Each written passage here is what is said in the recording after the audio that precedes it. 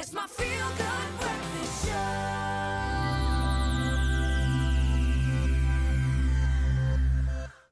Welcome back to your Feel Good Breakfast Show. Sis Princess bringing in a muffin and a coffee. Thank you very much. Much appreciated. Dan, how are you doing this morning, man? Good, man. You? Good. We're gonna have some interesting chats about what's going on right now. We all know, and maybe you know as well, if you've tried to launch something into space with a rocket, it's quite an expensive exercise. But fear not, because a Japanese company might have just come up with a more cost-effective option. Now, this company is about to test a tiny space elevator, and a team of engineers from the Shizuoka University's Faculty of Engineering recently created a scale model, and we're interested to find out what this means for elevator movement in space, because it seems that we might just be traveling that way in the future. And that's why we have our specialist in the field of science engagement, Dr. Dan Kahnemer.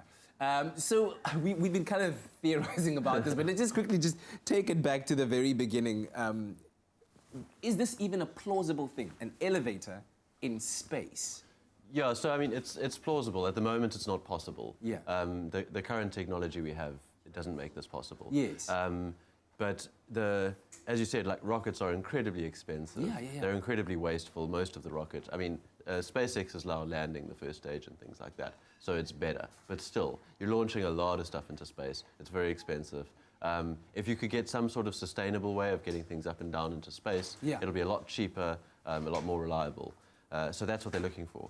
But there are some sort of challenges which... I was about to, that was my next question. If you look at the variables and the challenges that face this project becoming a reality, I'm assuming at some point it would make it, I guess, more possible for the standard person to be able to have, one of these trips to space and then use the elevator back and forth.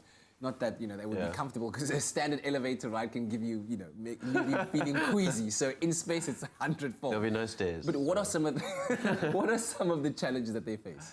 Yeah, so the biggest one at the moment is the tether, so the cable that's going to connect this thing to space. Yeah. It has to be incredibly strong, as you can imagine. So at the moment, like a steel cable or something that holds your regular elevator isn't that strong.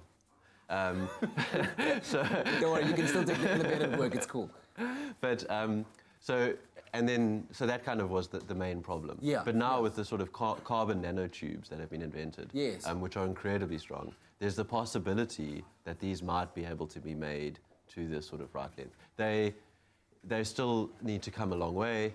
What you require for a space elevator is like almost 90,000 kilometers of cabling, right? Wow! And that needs to be able to withstand some incredible forces. Yeah, I mean, where on earth do you even anchor that? On the equator, preferably. Yeah.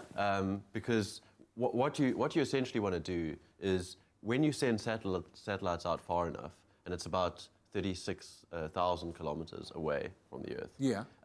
There's a point, and that's where a lot of the communication satellites sit, where the amount of time it takes for them to go around the Earth is the same amount of time as the Earth takes to complete a day. Okay. So the satellite sits above the same point. The same point. Almost like those guys that do hammer throw in the... Yes, exactly. When the centrifugal forces that kind of move around that way. Exactly. And then the same with the hammer throw. You don't want to swing it around your head. Yeah, you want to swing it around the middle. Exactly. Because that's where the speed of the Earth and the speed of that satellite are going to be identical.